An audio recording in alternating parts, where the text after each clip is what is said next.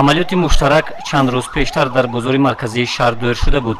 ҳини гузаронидани он баъзе аз мушкилиҳо ҷой доштанд.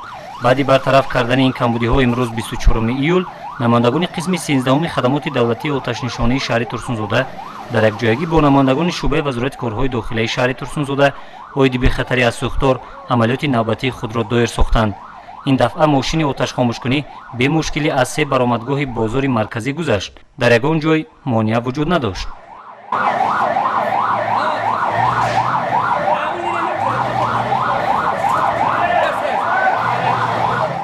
намояндагони қисми 13 хадамоти давлатии оташнишонии шаҳри Турсунзода дар якҷоягӣ бо масъулини шӯъбаи вазорати корҳои дохилаи шаҳри Турсунзода минбаъд низ чунин амалиётҳои муштаракро дар дигар бозорҳои шаҳр доир менамоянд.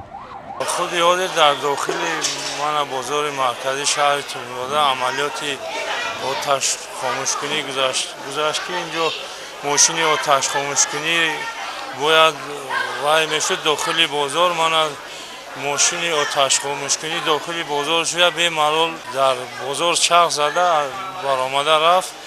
من همین ما طرفدار همینیم که همین عملیات ها زود گذرانده شود، برای که ما باید یا خدمات آتش خاموش کنی دائم در حالت آماده باشد و نوابسته از این در داخل من بازار مرکزی شهر تورسونزودا 12 نقطه آتش خاموش کنی ما داریم که دائما در حالت آماده باش قرار دارد.